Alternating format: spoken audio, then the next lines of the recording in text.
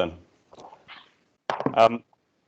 Good morning if you're on the east coast of America, and good afternoon or evening, depending on where else you're calling in from. It's a great pleasure to be chairing this panel on the subject of youth and the NPT, hosted jointly by the UN Office for Disarmament Affairs and BASIC. My name is Sebastian Brixey-Williams, and I'm the co-director of BASIC, a think tank headquartered in London, which promotes meaningful dialogue amongst officials and experts to build trust, to reduce nuclear risks and advance disarmament. Before I say a few words about this event, I'm going to ask that all participants in the call, beyond those who are on the panel, to please mute your microphones and disable your camera. You can find this in a little dashboard at the bottom of the screen. Just make sure those are off. The idea for this event grew out of a conversation between BASIC and UNODA earlier this year, and is a meeting between two mutually reinforcing programs of work. On the one hand, you have the UN's new Youth for Disarmament program being coordinated by UNODA, and that's developed from the recent resolution on youth, non-proliferation and disarmament, which I'm sure we'll hear a bit more about today. On the other hand, you have BASIC's Gender, Youth and Diversity program, which aims to broaden demographic and cognitive diversity in the nuclear policy field, and with it, bring fresh ideas, creative problem solving, and more inclusive outcomes. Both today's event and the Next Generation Forum event at the NPT Review Conference, which we hope will take place next year, come under that programme. So watch this space because we have more exciting work on this area. And if you'd like to talk more about opportunities to partner or just to take part, then please do email me. My email is found on our website, www.basicint.org. Today is an apposite moment to host this event because 2020 marks the 50th anniversary of the entry into force of the Treaty on the Non-Proliferation of Nuclear Weapons, or the NPT, as well as 25 years of its indefinite extension from 1995. Today also marks the anniversary of the advent of the atomic age, because 75 years ago today, the United States conducted the Trinity test, their first nuclear test.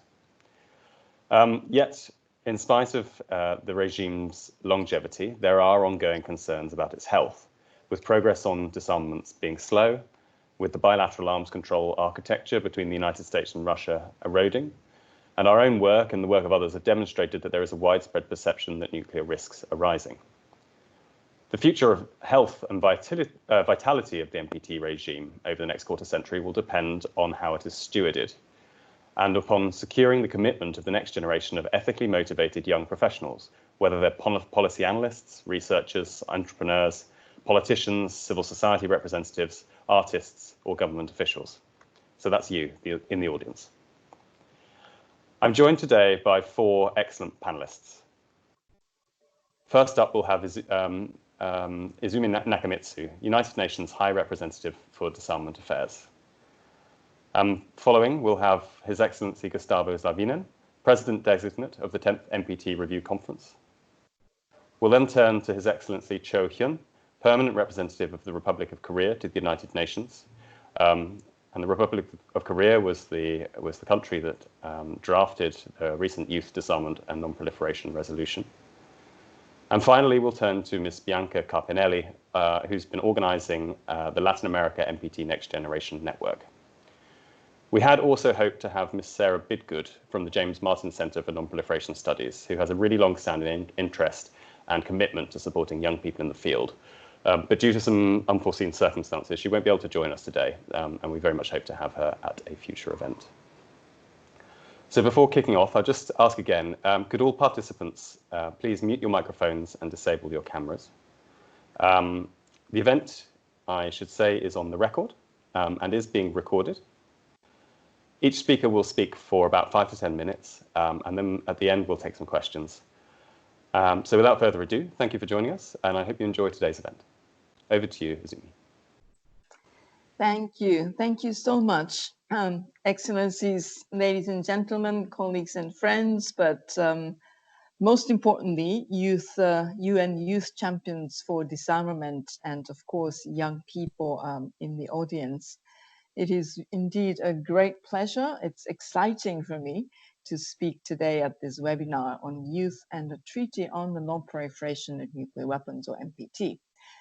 This event sits at the intersection of one of my office's most important priorities to support the review process of the NPT, and of course, one of our most dynamic, I should say, new work streams, youth and disarmament.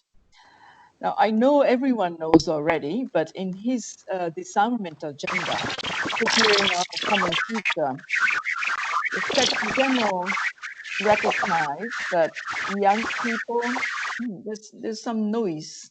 Yes, it stopped. In his agenda for disarmament, the Secretary General recognized that young people can act as a tremendous force for global change. And of course, we know that youth movements have often included perspectives such as those from victims and affected communities, indigenous and underrepresented populations, whose input has not always been present in discussions on nuclear disarmament and the NPT. So he committed, the Secretary General, to further investing in youth education and in establishing a platform for youth engagement.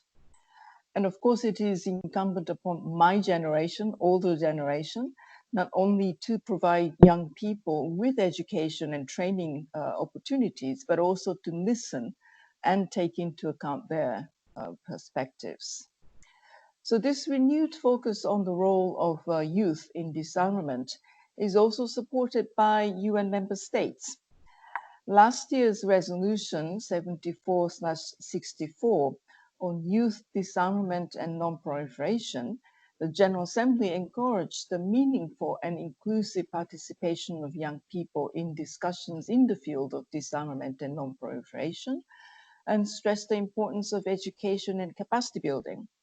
Now, Tuesday this week, the UN Security Council also adopted Resolution 2535 on youth, peace, and security.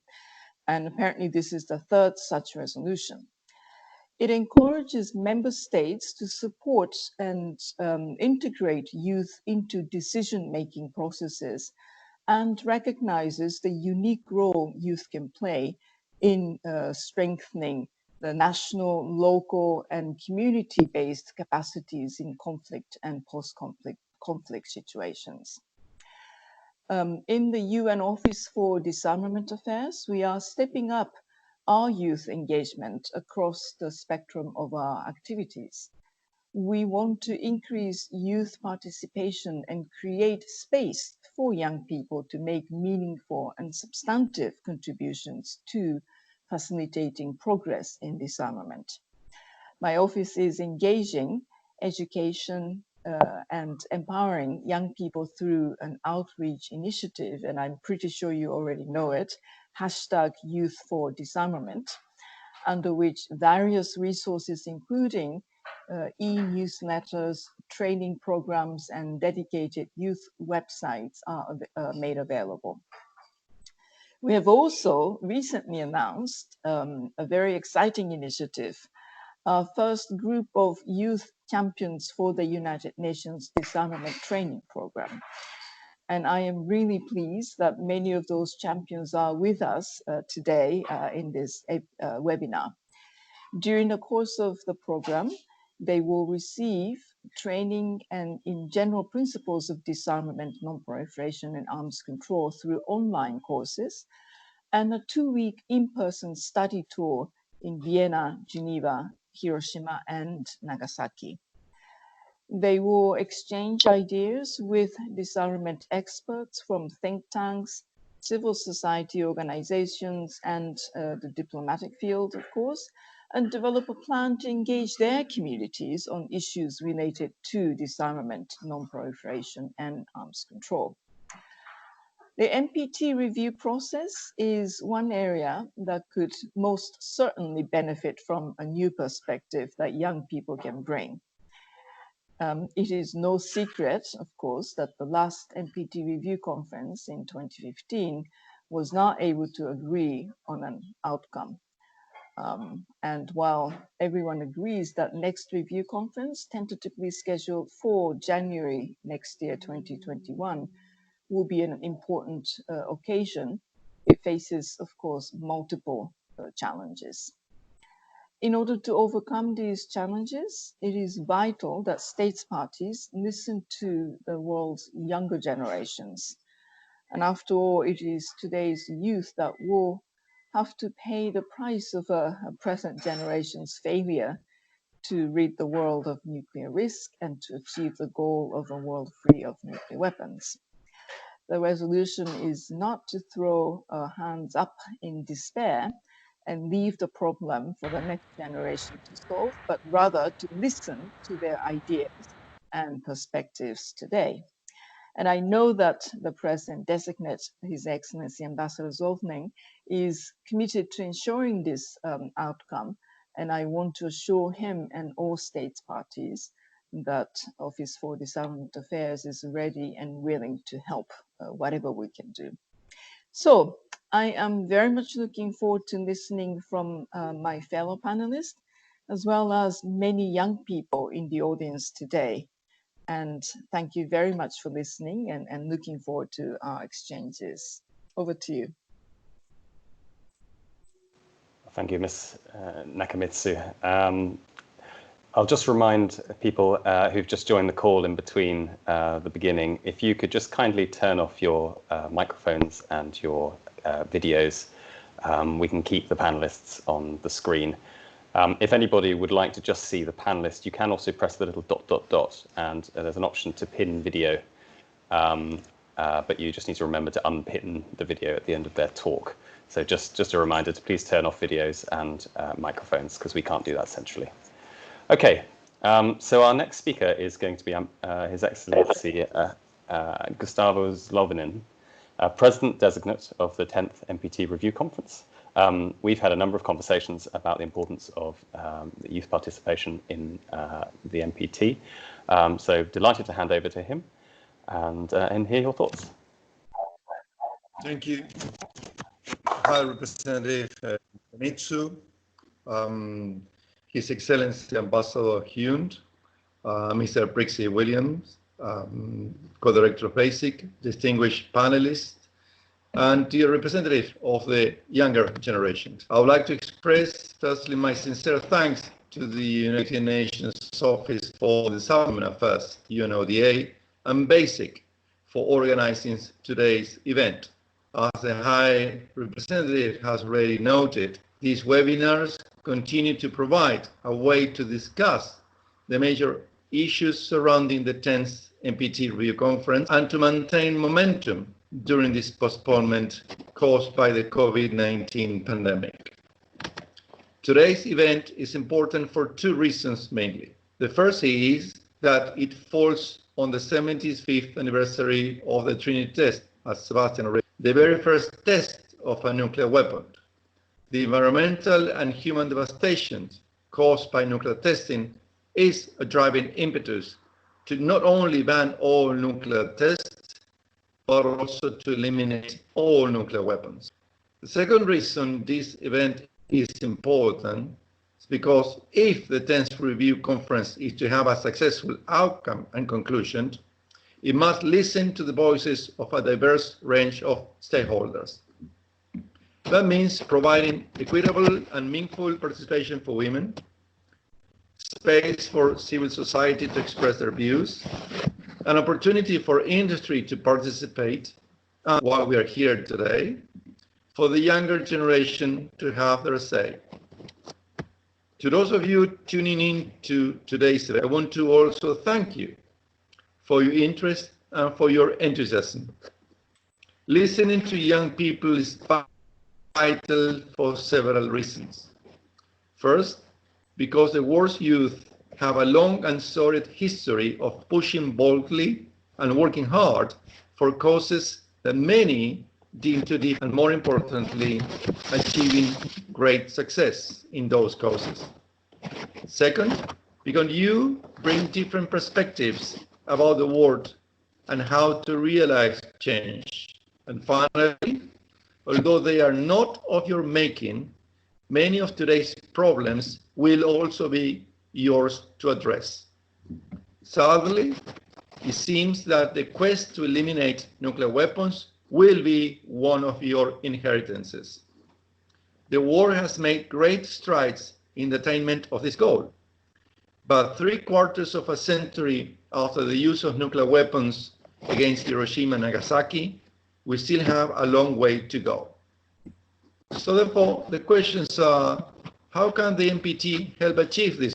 What relevance does a half-a-century-old treaty continue to have in the face of a rapidly changing international environment? Why securing a successful conclusion of the 10th NPT review conference is important? Again, these are the questions, and I hope to answer today. As many of you will know, 2020 is a double anniversary for the NPT. It marks both 50 years since the NPT entered into force and 25 years since it was indefinitely extended. In the beginning, the NPT was envisaged as a stopgap measure of limited duration, one of several partial measures to achieve a progress on nuclear disarmament. But it has evolved into much more since. The NPT is now widely regarded as the cornerstone of the nuclear disarmament and non-proliferation framework and a pillar of international peace and security. It is one of the most enduring and successful multilateral treaties in history, and not just treaties related to security, but all treaties. Even countries who were implacably opposed to its negotiations have since become members. This status and success exists for three core reasons. First, under Article 6 of the treaty, the NPT contains legally binding commitments on its members to pursue nuclear disarmament, including the only such commitments on the 5 nuclear weapon states identified in the treaty. Second, the treaty imposes verifiable non-proliferation obligations on its members, implemented through the International Atomic Energy Agency's safeguards system. And third, the NPT is near universal in its membership. 191 countries have joined the treaty, meaning that its commitments and obligations are binding on almost all of the international community. Under the auspices of the NPT, as I said before, the disarmament has moved forward. The massive reductions in nuclear weapon stockpiles were all couched as effective measures under Article 6 of the treaty. Efforts to ban nuclear testing and create nuclear weapons-free zones have all taken impetus from the treaty as well. In the 1960s, it was predicted that by the turn of the century, there will be more than 20 new nuclear armed states. That this has not happened is due to the NPT and its safeguards system. And the treaty continues to produce real security benefits for all its members, a key driver behind its longevity.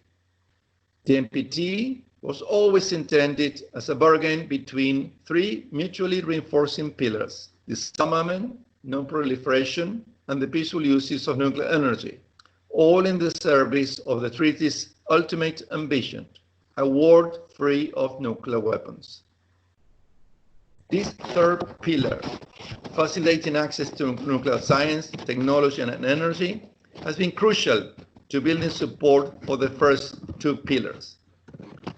Under the NPT's auspices, the IAEA has facilitated the adoption of day-to-day applications of nuclear science and technology in fields as diverse as energy, health, agriculture, drinking water, protection of fisheries, understanding climate change, and oceans.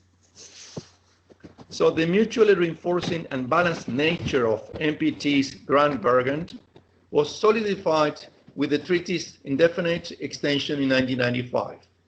A strengthened review process of 5 yearly review conferences with 3 preparatory committee meetings was designed to enable state parties to look forward and identify the areas in which and the means through which further progress should be thought in the future. The review conferences, in particular those in 2000 and 2010, have produced commitments to increase transparency, promote trust, and reduce the risk of nuclear war, facilitated efforts to make the peaceful use of nuclear energy safer and more secure, and addressed the proliferation challenges of the day. Half a century after its entry into force, the NPT is a multilateral forum for nuclear disarmament and for dialogue on some of the most pressing international security issues we have. That role of the treaty is as necessary today as ever. The dangers posed by the potential use of nuclear weapons and nuclear proliferation are growing. The increasing tensions between nuclear-armed states has led to a resurgence in the reliance on nuclear weapons. At the same time, many of the treaties negotiated to prevent the use of nuclear weapons are being abandoned without anything to replace them. The 10th NPT Review Conference provides an opportunity for its parties to consider how to reverse these trends through the strengthened implementation of the treaty. At the same time, look forward and consider how progress can be made and emerging threats confronted. As President-designate, it is not my job to prescribe what an outcome from the review conference should look like. That is entirely the prerogative of the NPT's state parties. But it is my responsibility to facilitate an outcome that reflects all state parties' interests and that is balanced across all three of the NPT's pillars. It would include practical ideas to strengthen implementation of each pillar in the near, medium, and long term, and it will build upon and reinforce the outcomes from the 1995, 2000, and 2010 review conferences, including the commitments made at those review conferences. Preventing the use of nuclear weapons and seeking their elimination, while ensuring non-proliferation and benefiting from the peaceful uses of nuclear energy, is one of the greatest challenges confronting humanity. But I believe we can make progress today. I look to you, the youth of the world, for your talent and ambition, for your imagination, determination, and strength. And I now look forward to hearing your ideas and suggestions. And of course, I will be happy to answer any of your questions. And thank you very much. Thank you so much, Ambassador.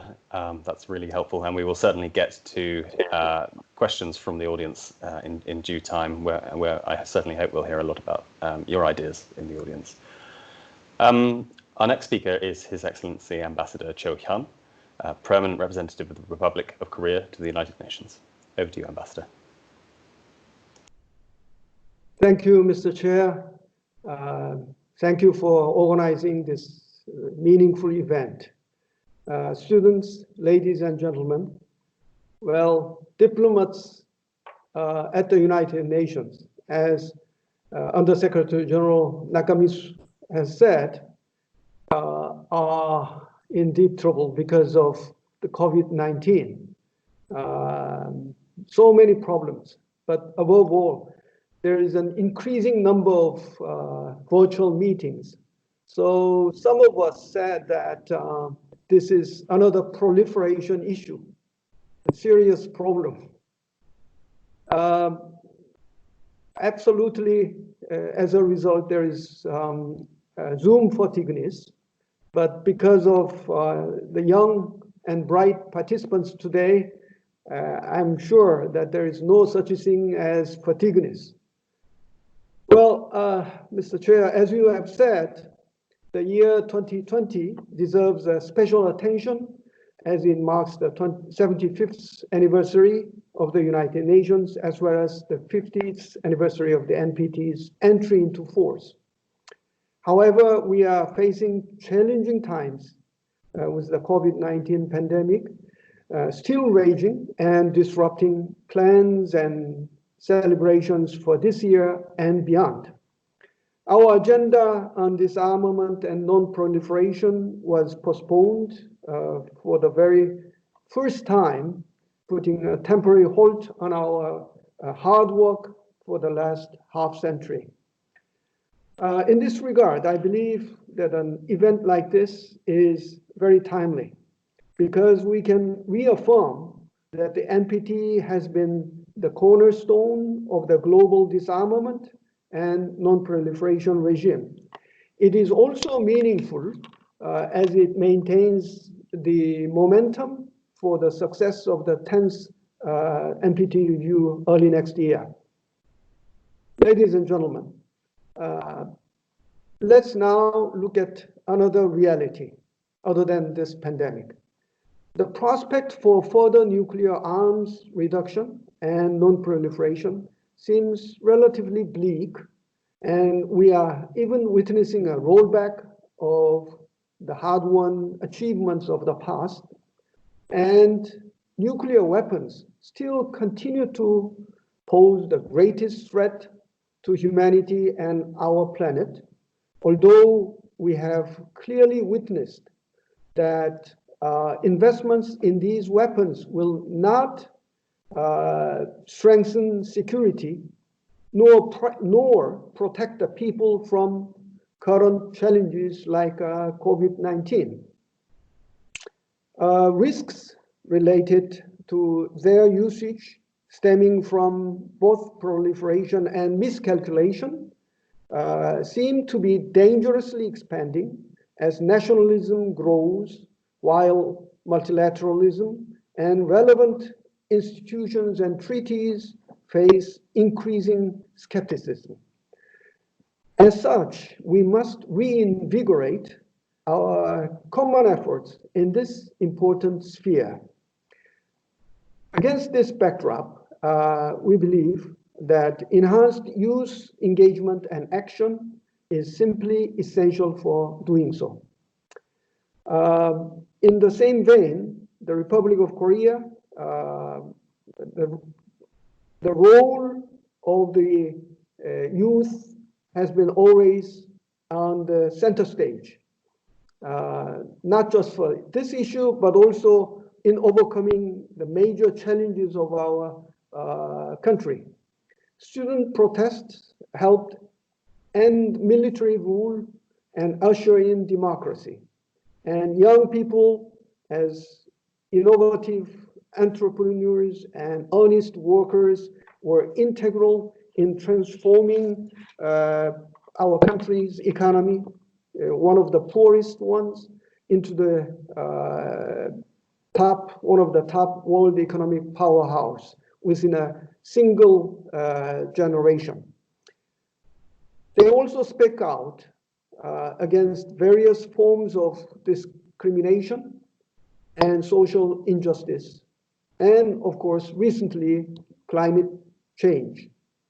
It is based on this belief that the Republic of Korea has been proudly championing youth engagement in the field of disarmament.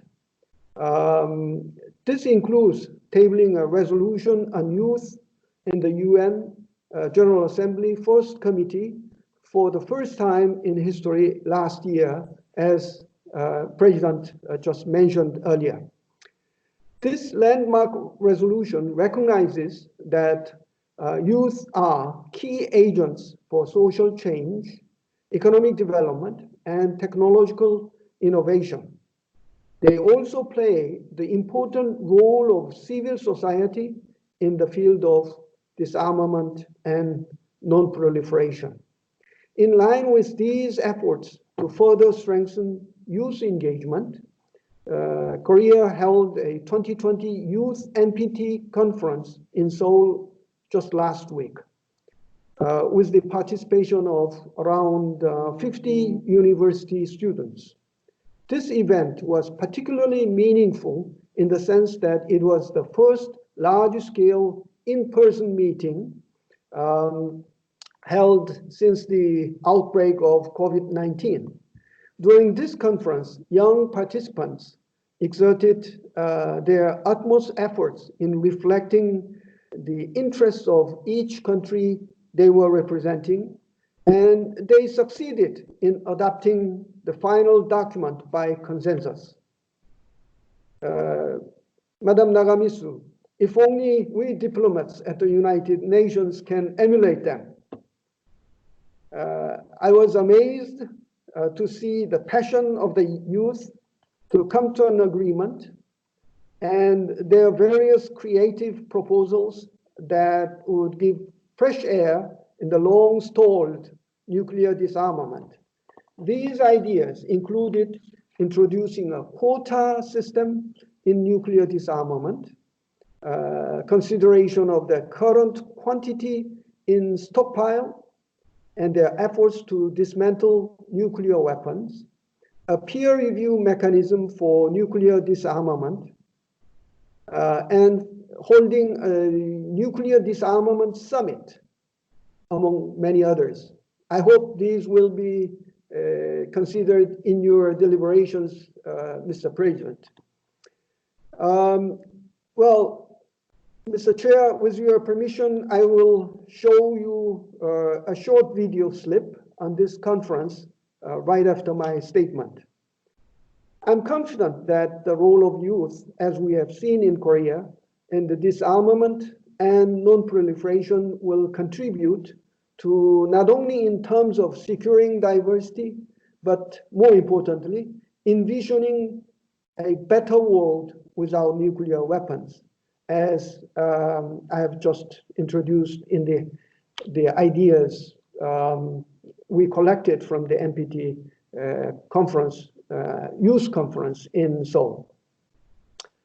The Republic of Korea,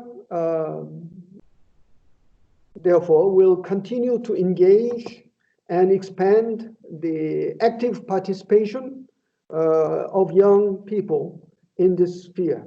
And I look forward to hearing from you today. Thank you, Mr. Chair.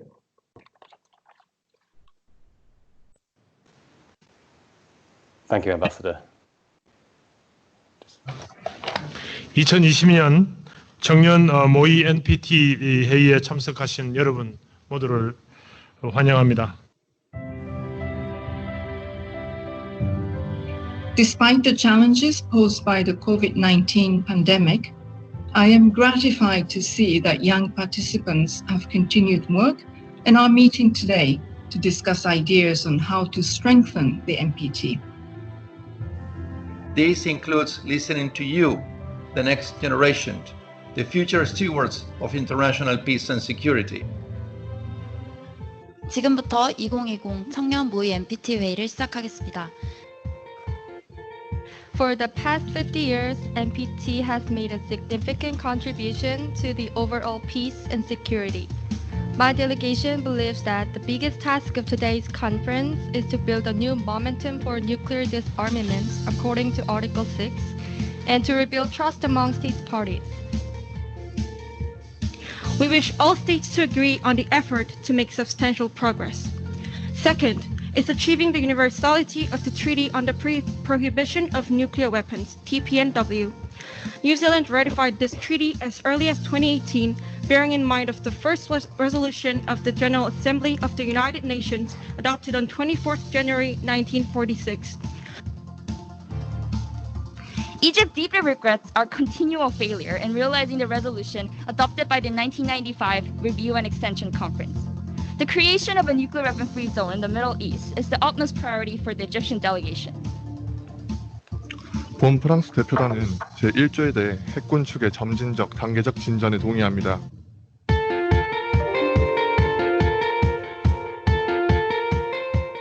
이의가 없으므로 이번 회의의 최종 문서로 NPT-Youth Conference 2020-CRP1 Rev2를 최종 문서로 채택하도록 하겠습니다.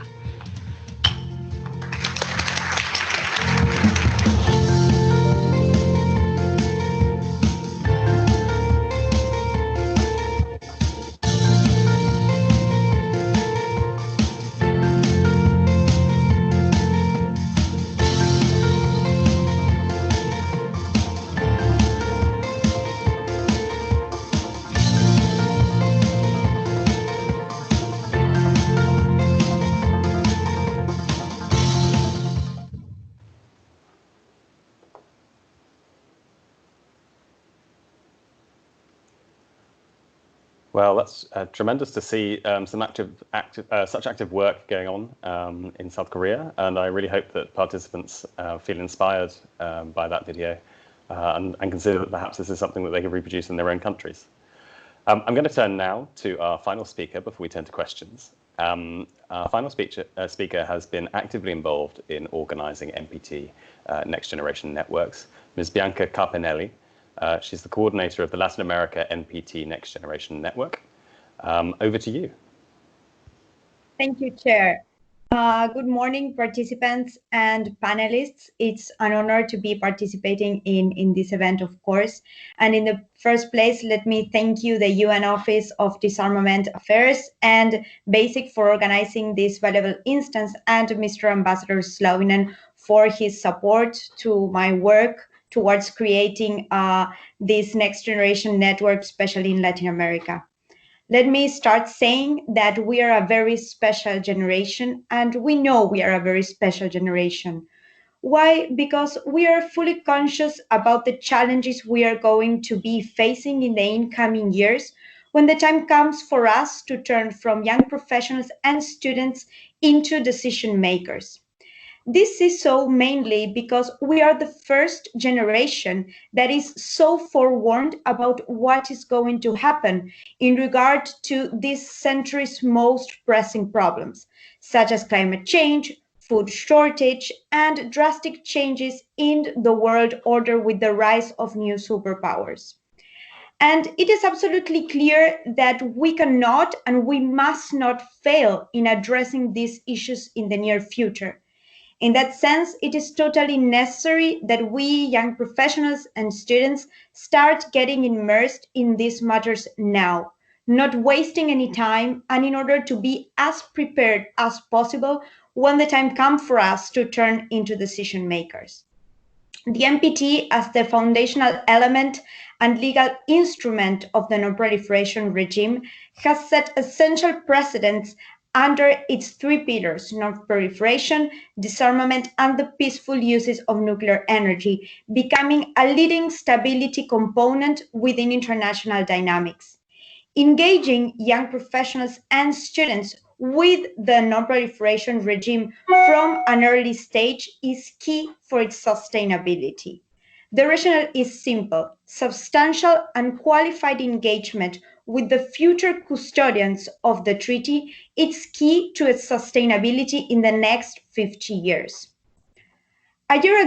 Exactly a year ago, the NPT Next Generation Forum idea was launched, and I assumed the compromise of generating a Latin American network of young professionals and students to think and discuss about the three pillars of the NPT, and also to identify opportunities for progress on key NPT issue areas, to think about how to foster the dialogue between young professionals and students and already consolidated experts in the field, and also to discuss how to develop a strong network of next generation delegates ready to work towards the advancement of the NPT regime. This Latin American section of the NPT Next Generation Forum gathered a group of 12 next generation representatives acting across the region, but also in different areas within the nuclear sector.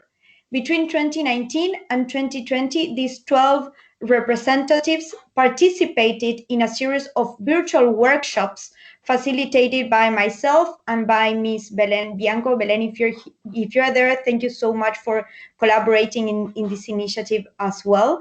And what we did in these virtual workshops is to discuss about the next 50 years of the treaty using design thinking strategies, and concluding in an output document that contains not only solid conclusions, but also concrete action proposals to start working now.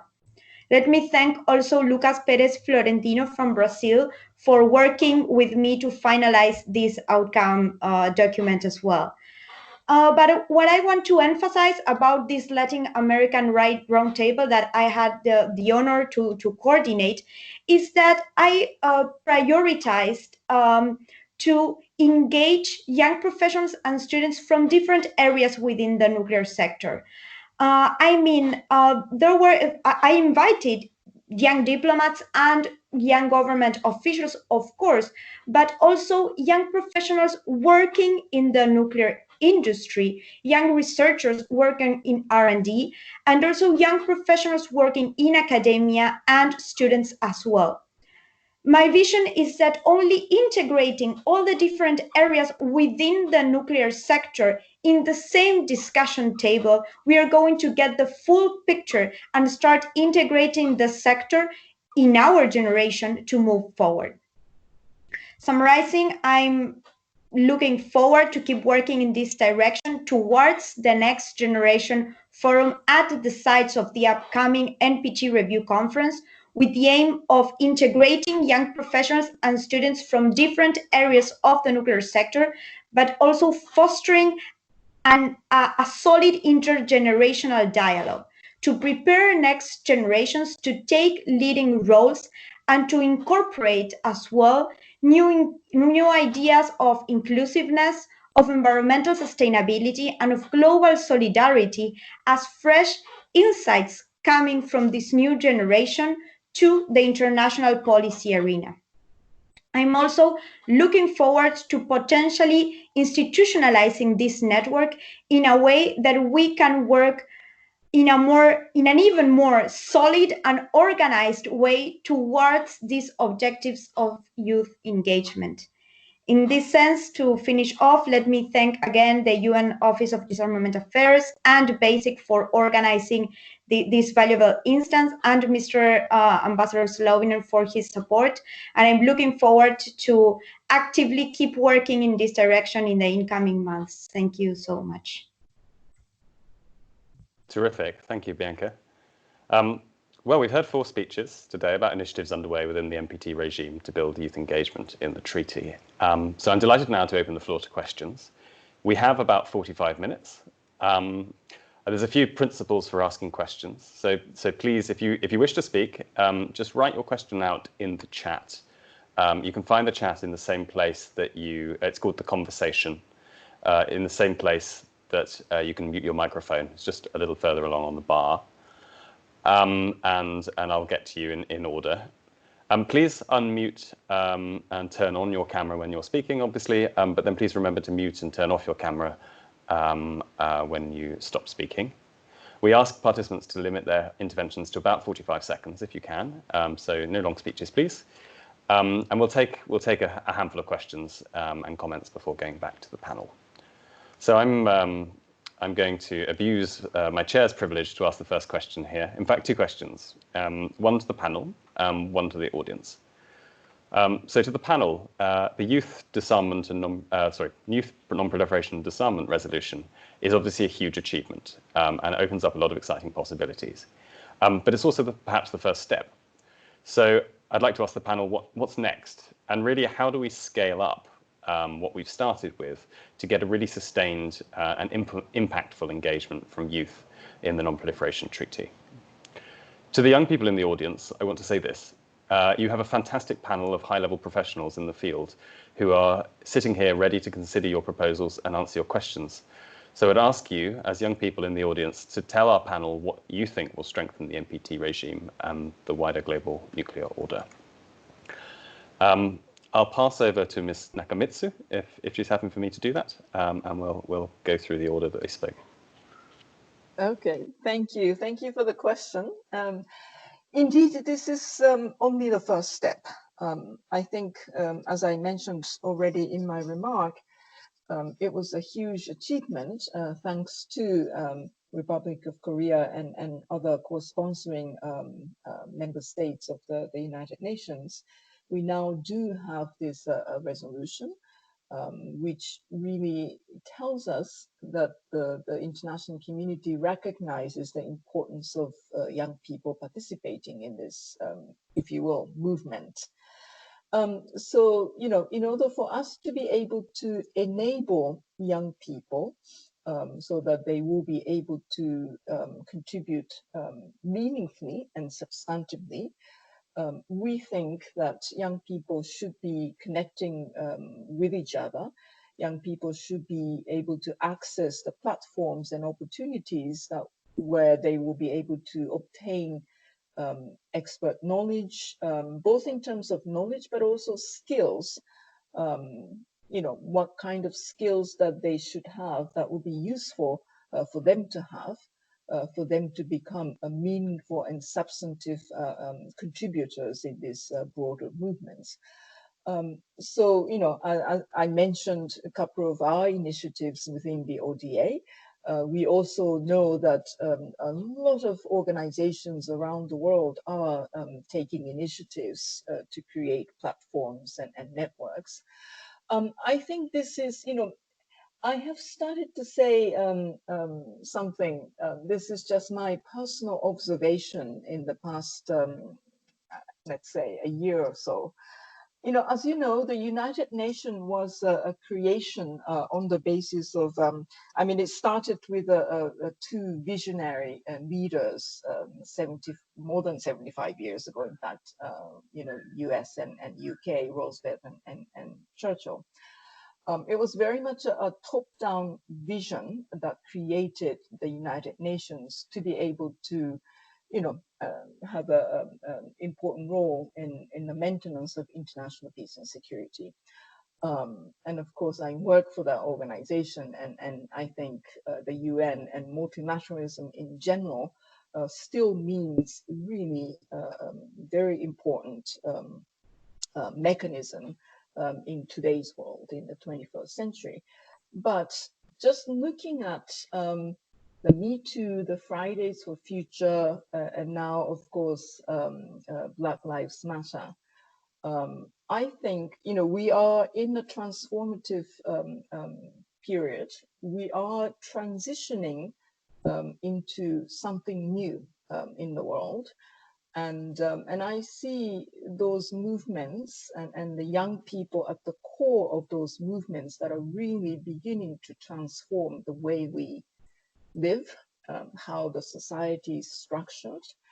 And I would like something similar in international security as well. In order for that to happen, people need to be equipped and armed with a proper, useful knowledge, expertise, and also skills. And our role as an international organization is to enable younger people to be able to access those necessary skill sets and the knowledge. So for me, the important next step is exactly that. And it is a really exciting field of work that we are starting with the support of a lot of member states, but also organizations like yourself, BASIC. And there are others around the world. So let us take those next steps so that we will be able to transform and further develop the concept of security that fits in the 21st century. And therefore, you are at the core of that movement. Ms. Nakamitsu, thank you. So I've already got 8 questions lined up on my list. So I think what we'll do is we'll take a few from the audience first, so the audience gets to start talking. And if any of the other 3 panelists have some thoughts on my question, then feel free to throw them in. So I'll turn first to Amir Nasir. Yes. Mr. Chair, may I respond to your question? What I'll do is, if you'd like to respond to mine, we'll take a few questions and respond to all of them at once. Would that be okay? As I'm about to leave soon, may I respond to your question? Yeah. In that case, yes. Well, what's next? What's next for the young people? I believe young people here are all citizens of each and every sovereign states. And as a citizen, you will call to your leaders to respect NPT.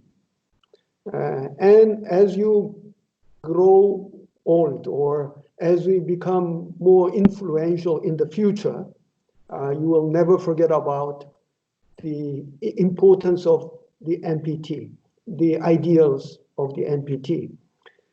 In general, I think young people should overcome the nationalistic sentiments in your own countries and see all the issues from a global perspective. In specific, let's stick to the principles of the NPT, and as leaders of your countries, you will try to uphold the NPT and develop it further. Thank you very much. Thank you, Ambassador. Thank you. And I'm wishing you a good day. So I'll turn now to our first question from the audience, from Amir Nasir. Thank you, Sebastian, for your facilitation, and I hope you are well. It's good to see you.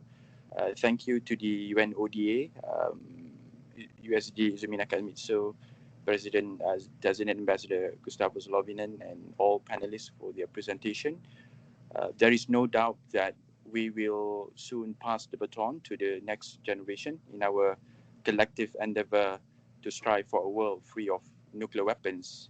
I wish to refer to a recent informal virtual discussion or workshop on nuclear weapon free zones, where during that workshop it's quite clear that there are many ongoing initiatives and seminars already in place for the youth in the region of Latin America and the Caribbean, discussing the Treaty of Tlatelolco. And I think that is very logical, because the treaty is the oldest treaty on nuclear weapon free zone in the world. And of course, in my region, Southeast Asia, we have the Southeast Asia nuclear weapon free zones and many other nuclear weapon free zones around the world. And I think there is great value and significance for cross-regional exchanges, where the youth from one region could learn from the youth on the other side of the world. My question to all panelists is that what could we do from the perspective of government officials, as well as other important stakeholders, to encourage and facilitate better engagement and linkage to allow that cross-regional learning and collaboration among the youth around the world on the topic of nuclear weapon free zones specifically, as well as other topics within the ambit of the NPT at large. Thank you, Sebastian. Thank you, Amir. That's great. I'm going to pass over to Belen Bianco. Hello, everyone, and thank you for taking the time and for taking questions of the audience. My name is Belen Bianco. I have had the luxury to work with Bianca. I know Mr. Ambassador Slovinen, and I have also worked for the United Nations Office for Disarmament Affairs as an intern. So I know how much you all work really hard to move this topic forward. But in my own personal capacity, I have a question to the High Representative, Ms. Izumi Nakamitsu, and for Ambassador Slovinen, and in a personal nature. I'm wondering whether in this context of COVID-19 crisis and with the economic hardships that Mr. Slovinen mentioned that countries will be facing in the near coming months and near future, and possible retrenchment to unilateralism, what can people do or young people do to support your work, to keep this topic moving forward, to raise awareness of the importance of talking about nuclear disarmament, even though this might be less visible than the economic hardship, it's not a less important topic. In particular, just preparing for the 2020 RevCom. Yeah, I guess maybe my question is more related to what can we do to help you do your work and succeed? Great, thank you, Belen. I'll pass over to Orion Noda. Good to hear from you, Orion. Hi all, thank you all for organizing this. This is an amazing event. I have a question to all participants. Many of you spoke about the 3 pillars of the NPT, yet the general feeling from the non-nuclear weapon states is that one of them, non-proliferation, is often prioritized over the others. And despite a decrease in the number of nuclear weapons over the years, we have witnessed a process of modernization and incorporation of new technologies in nuclear weapons, which would fall into the category of a sort of qualitative proliferation. Furthermore, reducing the numbers but maintaining or even increasing the importance of nuclear weapons is also a form of symbolic proliferation of the value of nuclear weapons. So my question is, how can UNODA and the NPT act to counter that? And how does it see itself engaging with the TPNW in this manner? Thank you. Thank you so much. I'll pass over now to Palesa Mogorossi.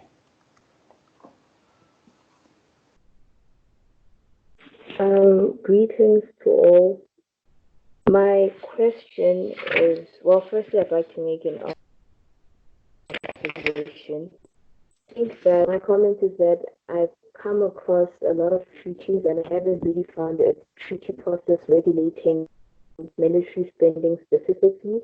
I've learned that the United Nations report on military expenditures, which is a system that may increase confidence within regions and beyond, owing to the transparency by making figures publicly available.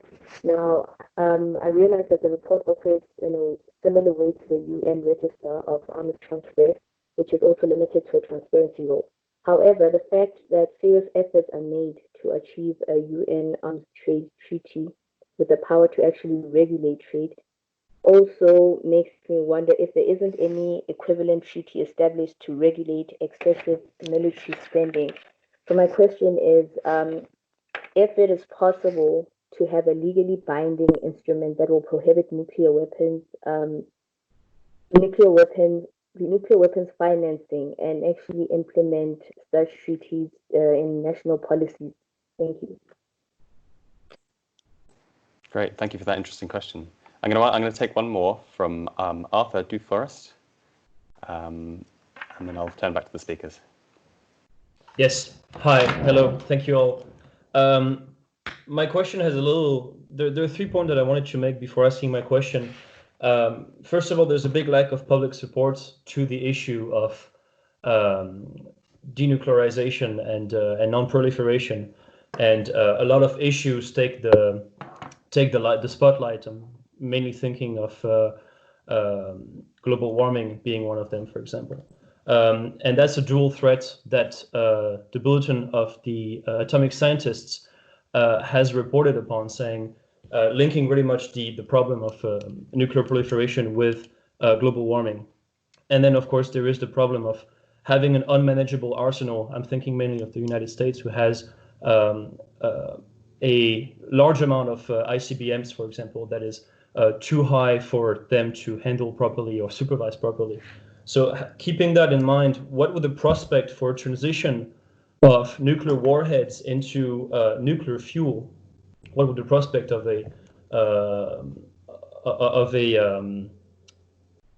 well, not treaty, but would it be possible, or would it be even feasible to start a campaign that would aim at reducing the number of warheads and transforming that into nuclear fuel for nuclear energy? Excellent. Well, thank you for your question. I'm going to turn to Ambassador Zlovinen to kick us off, if he's happy to do that, and then we'll go around the panels. I see also that there have been some raised hands, so rest assured they are also on my list. Thank you, Sebastian. Glad to try to answer some of the questions, very interesting questions. I believe that the challenges we face as an international community obviously are basically global challenges. And the last question was related also to the linkage between global warming and nuclear proliferation or the nuclear challenges. And always I say that, it's the threat posed by nuclear weapons and the existence of nuclear weapons, the threat of its potential use, and the threat of nuclear proliferations is a global challenge, as such, like global warming and many others, have to be addressed on a global basis. And that's require cooperation, understanding, but also dialogue and sometimes even disagreement among state parties, but what you need is dialogue. And I believe that you, as the younger generation, the youth, I think you can also help, pushing your governments to promote that dialogue. You can do it among yourself, but also you can generate, lobby efforts for your respective governments to engage with other governments in that dialogue. I think this is what we are trying to do in the preparation to the 10th review conference, working very closely with the High Representative and her teams, as well as members of the Bureau.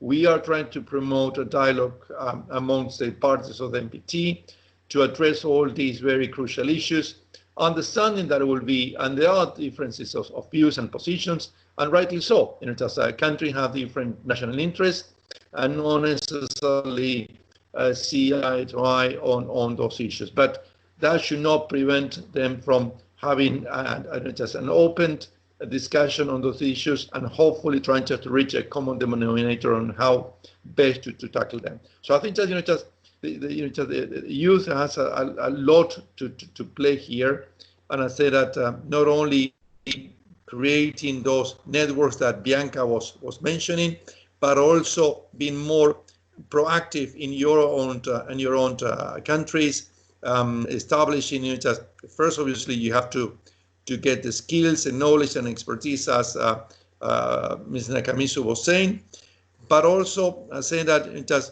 to debate, to develop your own views and ideas and express them. Yes. Second, let me very briefly try to answer the question by Amir on the nuclear weapon-free zones. And yes, Tlatelolco, and being an Argentine, being from Latin America and the Caribbean, I'm very proud that that was the very first nuclear weapon-free zone ever to be established. And it's a well-respected one, and it was followed by many other ones. And it's a good example when there is a political will by a number of countries to get rid of these awful weapons, you can achieve that. But also that requires a sense of, in that case, regional security stability, because without that, it's almost impossible to have a dialogue about banning nuclear weapons. But also there too, I believe that, and Amir mentioned the cross-regional exchanges, and there are meetings between and among the different nuclear weapons free zones. I think the High Representative can explain a bit more how it works, but it's also under the auspices of the UN. And there is, I believe, a General Assembly First Committee resolution on that. And that exchange, can also be replicated at the level of youth. I think that, just the youth, you representative of that new generations that belong to countries that belong to those nuclear weapon-free zones also, take the initiative and start, exchanging views and collaborations on that one. On the postponement of the review conference, what we can do, as I said, is just promote dialogue, promote just cooperations, and try to have change the narrative in the sense that we have seen the last 2 years or more a very negative narrative, coming from very important state parties, but also from some sectors, some quarters. I think that it is our responsibility as obviously the UN, as President designate, but you as a member of the younger generation, to help change that narrative into a much more positive, optimistic, and forward-looking one. And last but not least, on the unbalanced treatment of the 3 pillars, I think Orion mentioned that, and I fully agree and always say that. The NPT is not a perfect treaty. The 3 pillars have been dealt with by the state parties in an unbalanced way. Probably we're never going to have an equally balanced treatment and dealing with that, but at least my intention as President designate is to try to balance up, just to push up what I say, for example, the discussions on the 3rd pillar on the peaceful uses of nuclear energy. And I believe that there is a lot of pressure by a large majority of state parties, in particular from NAM, but also from the WEOC, that they are totally disappointed, discouraged, and also outraged by the lack of progress on nuclear disarmament. So also had to be, there is going to be a tension between the different pillars, but I think just if we try to balance up, it's going to be just a better outcome. I hope so. Thank you. Thank you, Ambassador. I'll just kindly ask that anyone who's joined the conversation recently, just make sure you're muted and that your video is turned off for us. Thank you. I'll pass over now to Ms. Ayun Lim, who's kindly taking questions on behalf of Ambassador Cho Hyun from the Republic of Korea.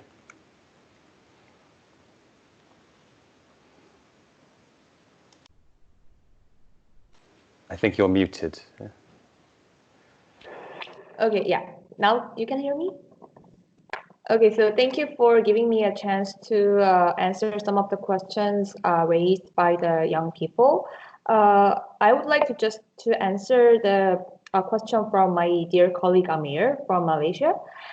So in order to have a better linkage to cross-regional learning in the field of disarmament and non-proliferation, I believe that establishing a platform for youth, for the young people to have interconnection and have the exchange of opinions.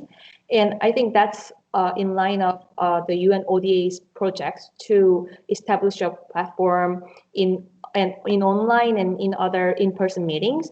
So Republic of Korea also is cooperating closely with UN ODA in establishing a platform for youth to have engagement and participation. And now we are contributing to a project with UN ODA to create a website on the website independently for the youth to discuss on the matter of the disarmament non-proliferation. And I believe that project is now developing and it will be launched soon. So stay tuned. Thank you. Thank you. I'll hand over now to Bianca and then we'll do another round of questions. Yeah, I just wanted to add to what was just said in regard to the question of how to leverage cross-regional engagement of youth networks. And as I previously said, I think in this instance, institutionalization is key in order to move forward in a more organized way towards achieving youth engagement as much as we can. So I'm looking forward to it as well, and to engage the Latin American network that I coordinated these past months with other networks that are already established or that are being established recently to discuss about these topics and leverage engagement worldwide. So thank you for that question. Thank you. And Ms. Nakamitsu, did you want to come in on those questions before I turn back to the audience? Okay, thank you. No, these are really excellent questions, all of them. It's very difficult to respond to just one of them. So let me try to address some of those from our perspectives. The cross-regional learning, absolutely important. And I actually personally think that these nuclear weapon-free zones are, it can be much more sort of usefully exploited in terms of how to advance nuclear weapon-free zone, free world globally. We have taken some initiatives in this regard. We run this with the support of Kazakhstan. We did a workshop about a year ago to learn from the various experiences in different regions. Just last week, in the context of this work related to Middle East free zone, we also run a 3-day webinar to learn from various experiences, those who negotiated nuclear weapon-free zones in different parts of the world came together and share lessons from those things. So we need to replicate something like that also at the youth level. And that's one of the reasons. It's not just about the free zone, but cross-regional learning we think is a very important dimensions. I mentioned about the youth champions, and this is one of the reasons why we are building in a geographically balanced network of those champions so that they can share their experiences and lessons and a form of a cross-regional learning at the young people's level can be also replicated in that group. Young people's role in COVID-19, let me just also say, address partly a question from Palesa's issue, military expenditure spending issues. I don't know if you are aware, but CIPRI recently published this report on military spending.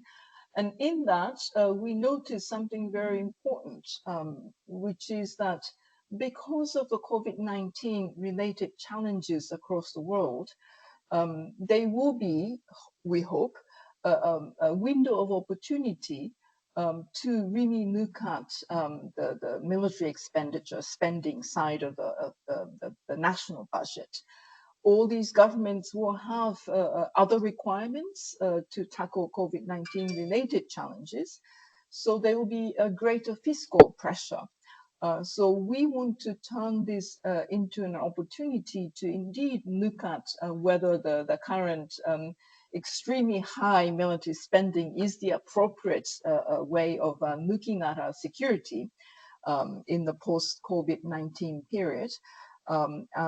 We want to put humans more at the center of security. So what you can do, young people, we want you to engage in discussions domestically, raise your concerns, start dialogues, debates at your communities, talk to your, Congress people, your parliamentarians, etc., to deepen discussions at the national level about how you see the security and how you think will be the appropriate military spending, etc. All these things can actually then come together at the international level to hopefully link with a greater sort of awareness of importance of diplomacy, dialogue, negotiations, rather than simply spending or investing in military equipment, military expenditure. So I think what you can do at the community level, national level, will have all the very important contributions which we will hopefully be able to generate through your activities. Finally, I would like to also say that this is a very informed, it really shows that you are already quite well-informed audience. And you are aware of the military modernization, including in nuclear arsenals. I think what is now becoming quite apparent is that there is an awareness across the world, whether, which side you're coming from, which region you're coming from. I think there is a greater awareness and understanding that there is a need for a new vision in arms control and disarmament. The world has changed dramatically, and therefore we need to actually take a look at what are the new challenges around international security. And that debate has to also start. I'm not going to go into details, but more innovative ideas, creative ideas, and also not just looking at disarmament in silo, in a technical silo, but more strategically across different, if you will, different categories of disarmament discussions. There's nuclear, there's science and technology, there are outer space, missiles. All these things together make tools for arms, new sort of vision for arms control, and they need to be looked at more comprehensively. And I hope that you will be able to take a greater interest in those new approaches.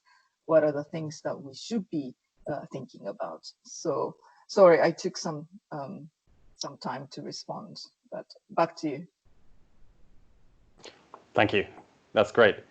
So we're due to end the meeting at past. I've got 6 questions left, so my suggestion is we'll take them all. I'm going to ask all of the audience members asking questions to please be concise in asking your question. The floor is now closed. And then I'll ask each of our panelists to respond to whichever they think is most appropriate. Please don't feel you need to answer every question each, or repeat if other people have already kind of covered the topic. So my next question is from Nahisa Shibuya. Hello, thank you very much. I'd like to firstly thank UNODA, BASIC, and panelists for this important event. And I'd like to briefly share 2 points and 1 question. And firstly, please let me share that in the context of the review conference, Japan made a joint statement on disarmament and non-proliferation education on behalf of the 55 countries at the 3rd Preparatory Committee. And we plan to make an updated statement in the upcoming review conference. So participation from other countries and support from the youth would be most welcome. And secondly, we believe that it is crucially important to promote awareness and listen to voices among the youth on variety of perspectives, including the catastrophic humanitarian consequences of the use of nuclear weapons, as well as threat, risks, and challenges posed by nuclear proliferation. And finally, 1 question to panelists regarding relation between education and the active role of the youth. So how would you think we could best interrelate and jointly promote our ongoing effort on nuclear disarmament, non-proliferation education, and the activities of the youth in the context of the review conference? That's my question. Thank you. Thank you. Great question on education there. I'm going to pass over immediately to Emily Enright. Nice to see you. Hi, thanks very much, Sebastian, and thanks to all of the panelists. It's a real pleasure to be here and to have you here. I'll be brief. It seems that the ultimate hurdle for engagement for youth is inclusion in high-level track 1.5 or even track 1 multilateral events. The best way for youth to advocate for our interests and contribute to critical issues as agents is to have a seat at the table. Governments can be hesitant to include civil society in discussions of critical security issues, let alone youth. How can we tackle this hurdle and enable young people to become substantive contributors at key NPT events, such as RevCons and PrepCons? Thank you. Thank you, Emily. Jenny Nielsen. Hi, good afternoon from Vienna. Thank you to BASIC and the UNODA for this very timely webinar, and thanks to the speakers for their insight. As mentioned by you, Seb, and Ambassador Slovenian, today marks 75 years since the Trinity nuclear test. So my question is, what can be done at the 10th NPT review conference and ahead of it to continue to highlight the need to put an end to nuclear testing and to promote the pending ratifications of the CTBT so we and future generations don't witness any further nuclear tests? Thank you. Thank you, Jenny. Nice to see you. I've got a question now from Walid Helmi.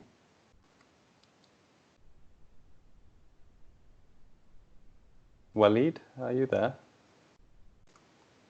Okay. Well, if you do come, we'll come back to you. I'm going to move over to Mustafiz Ahmed.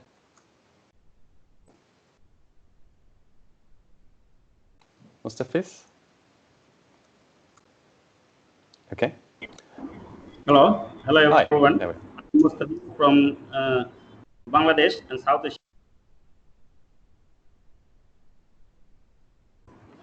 Hello. Yeah. Sorry about this. I'm Mustafiz, working with PNND as a South Asia Youth Program Coordinator, as well as the Parliamentary Council Secretary. We realize that South Asia there is 2 countries having nuclear weapons, India and Pakistan. What does the United Nations Office for Disarmament Affairs take action to sort out this problem? And Bangladesh is also a neighbor country of South Asia, so we have very much possibility to face the impact or Holocaust impact of nuclear weapon if there are any accident or any war or something happen in this region. And second one is the youth issue, youth education. I have done some survey on Bangladeshi youth, and the survey's results are alarming that Bangladeshi youth are also thinking that Bangladesh should have nuclear weapon, as our two neighboring country having this already. So we working on South Asian youth, I faced some alarming topic that we badly needed the youth peace education at very early age in South Asia region. So what is the steps are going to take by UN or United Nations or the Disarmament Affairs Office about this youth education? And PNND also launched a program in last IPU Assembly of Dhaka in 2016 about youth program that is working as a connecting bridge between youth and parliamentarians. So what if UN support this in other region or other country to engaging youth with the parliamentarians to work with peace and disarmament sectors? Thank you. Thank you. Question now from Tony Jaquez. Just sorry if I've mispronounced anyone's names today. I do apologise. Hi, Tony. Yeah. Thank you. Apologies. Thank you so much to all the panelists for their insights. I wanted to make a couple of reminders, but also provide maybe one avenue for your comments regarding the question that has been recurrent today, which is how to incorporate young people in the dialogue, because I don't think that there is anybody that is questioning the pertinence and the crucial importance of young people participating in the NPT process, but also in all other disarmament processes. And of course, the Youth, Peace and Security Agenda has already mandated that participation. But how can we do it? That is the question. So I wanted to comment first that I am always amazed that in international meetings about disarmament, there is hardly ever a mention about Resolution 5081 on youth delegates. So the General Assembly has already recommended governments to include young people as delegates of their delegations so that they can take part in the decision-making process of their own participation. Of course, this has to be done with care and with attention to security details, etc. Okay, so it depends on each government. But all the governments already include young people in their delegations. But the drama for me is that they are almost all the time devoted to human rights issues, to development issues, to environmental issues. And very few governments devote these delegates to their delegations to peace and security affairs. So here is my first reminder, but also maybe a recommendation. I don't know if Ambassador Slauvinen agrees or Madam Nakamitsu agrees, that maybe there can be a recommendation to delegations to include young people in their delegations so that they can have a substantive participation, because the problem is not only to have the participation of young people, but a substantive participation in the decision-making process so that they can contribute really, not only with the dialogues amongst themselves and networks, which are very useful, but so that there is a linkage between those deliberations and the decisions that governments are going to be taking in the end. And I finalize my comment by also making a reminder that this year is also the 20th anniversary of the study for education for disarmament that was promoted 20 years ago. And Mexico is the main sponsor of the resolution every 2 years to remind countries to present a report to the Secretary General on what they do for disarmament education.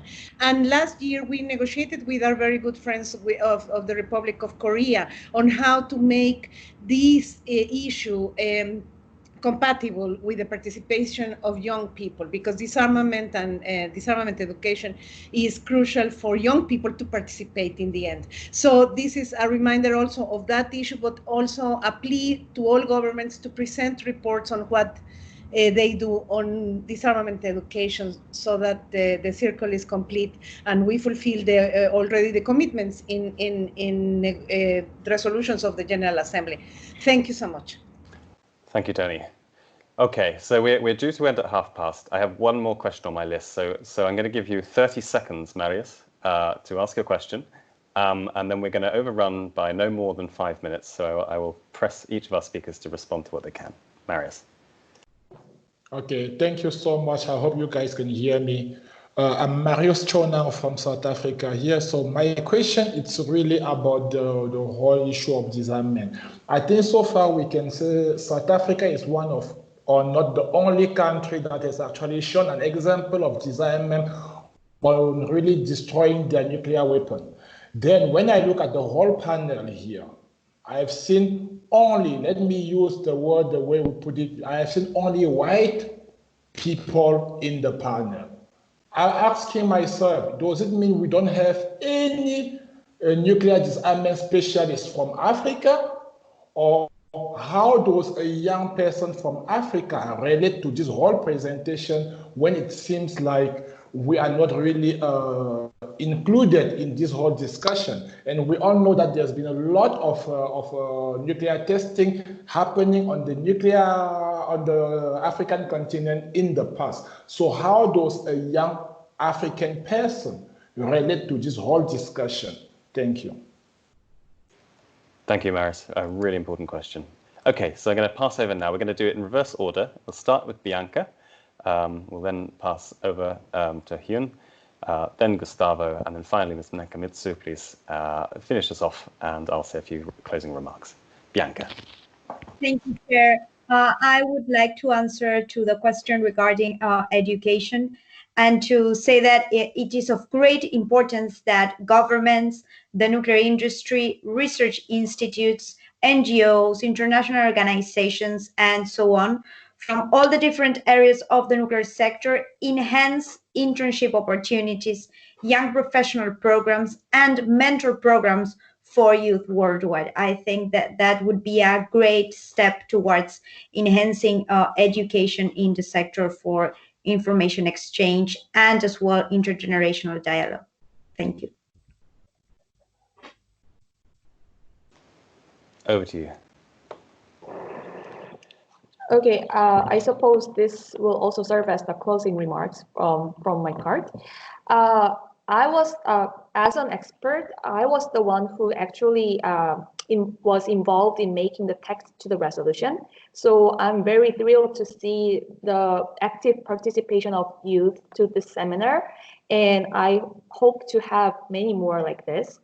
And with regards to the nuclear disarmament education, as you can see on my resolution presented by the Republic of Korea, we also highlight the importance of education among youth on the field of disarmament and non-proliferation.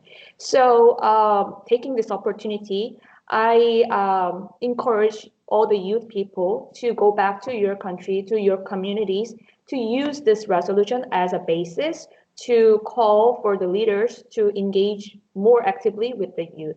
I thank you. Ambassador Slobodan. Thank you. Many very interesting questions. So just a couple of concepts about that. How best to help the youth to have a say at the table? Very important questions. I don't have the answer. I think there will be many answers. It will be up to each government to decide. But I think just the more active the youth are, I think that the more you get attention from the governments, and probably the more you will be enticed or asked to participate.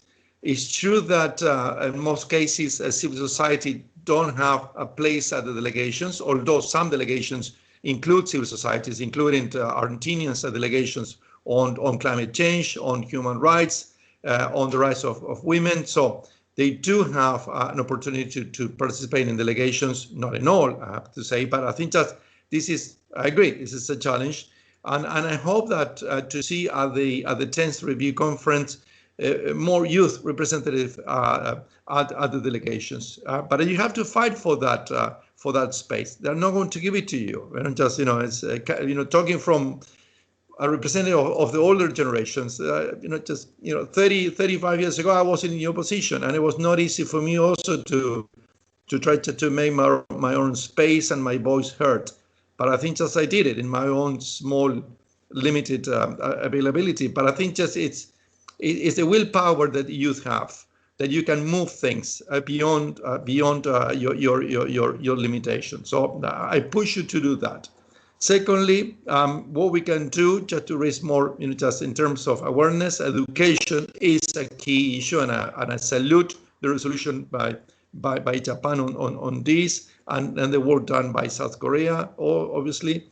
But also, for example, we are promoting, and BASIC is working with us very, very strongly to have in the margins of the NPT review conference, whenever it's going to happen, but it will happen, a forum dedicated to the NPT and the next generation. That will be the NPT and the next generation forum. So I think just that also should have a big impact and show the governments that youth matter. And finally, before my 2 seconds closing remarks, just to an answer to our colleague from South Africa. You're right. We have to promote a better participation from African youth. But let me tell you that we have already organized 2 workshops on the NPTs in the past, and before the pandemic put a halt to our work in person. One was in South Africa himself. I was about to go to South Africa for that important regional workshop with your colleagues from the whole continent, and then I couldn't because I was asked to brief the Security Council with Madame Nakamisu urgently, so I couldn't go, but I sent my representative, and it was a very important workshops that addressed the needs and the positions of all African countries, and it was organized by South Africa. Another workshop on the NPT was organized in Ethiopia, and we're planning another one for Egypt soon. I think there was a webinar on peaceful applications of nuclear energy 2 weeks ago, and there were 3 members of the panel. 2 of them were the Deputy Foreign Minister of South Africa and the Deputy Foreign Minister of Egypt. So I think just you have a point, sir. You have a point, but also I think there are other opportunities in where brilliant Africans and South Africans, youth and not that young, are being engaged in this conversation, and I'm very pleased to see that. Finally, again, to reiterate that you guys, the youth, you are the future custodians of the NPT. And you have to lead, you have to guide the non-proliferation and disarmament regime throughout its next 50 years. So therefore, we, the older generation, we have to ensure that you, the youth, have the opportunity to get the knowledge, the insight, and the experience. But you need to think creatively. We cannot make that one. We cannot enforce that. I think it's our responsibility to give you the opportunities, as Bianca said, that establishing mentorships, establishing internships, and there are many the UN already has. But we cannot, just force on you or even help you create, just think creatively about the future of the NPT. That is your challenge. Thank you. Thank you, Ambassador. Finally, over to Ms. Nakamitsu for the final remarks. Okay, thank you. My fellow panelists have spoken so well and responded to many of those questions. I want to also echo Gustavo's remarks about how to actually be at the table of negotiations. This is a very important issue. Tony also mentioned it very well, that they need to be also included in the national delegations. And I know that there are many countries, governments that are in fact doing that, including youth person as part of their national delegations. But I also agree with Gustavo, you have to demand it. Move your governments. You demand your own rightful seat at the table, because I believe that you can actually contribute. As I said, we need new perspectives, more creative ideas. And it's much more likely that those creative approaches actually come from younger people. So I hope that you will be forceful in asking for involvement and participation in the negotiation, and therefore be part of a decision-making platforms. I very much agree with the link, with the education, disarmament education. We now have much more sort of useful tools. I mean, now, it's online platforms that are readily available. So there are many more opportunities for disarmament education and for younger people's learning in those areas. But we also need to make sure that it will be, if you will, more diverse opportunities that includes networking, the skills education, and also in-person visits, etc. And I think internship, someone mentioned internship opportunities, and we are very keen to continue to have a very dynamic internship programs at ODA, and I hope that other organizations will do the same. And those are very critical experience-based learning opportunities, and that also forms a very important part of the linkage between education and empowerment of younger people.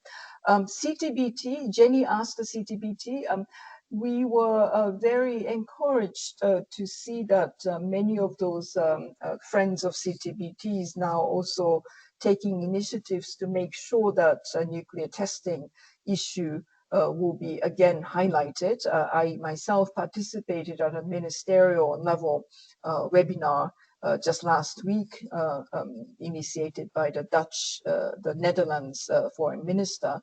And I really hope that many of those opportunities will be taken up so that we will continue to push for early ratification and entry into force of CTBT. That is a very, very important part of our nuclear disarmament regime, if you will. And finally, a question and remarks from our colleague in South Africa. I mentioned the Youth Championship, Youth Champion for Disarmament initiative. Out of 10, indeed, 3 were from Africa. What I wanted to emphasize is that our African colleagues, both at the member states level, but also at the youth level, are indeed very important part of our global efforts. South Africa has always been very important contributor in nuclear disarmament field, but obviously going beyond. Disarmament is not just a nuclear. There are very, very important work being done in small arms conventional weapons side. And many of the indeed expertise come from African continent, and we are very keen to have those expertise and substantive contributions made available at the global level.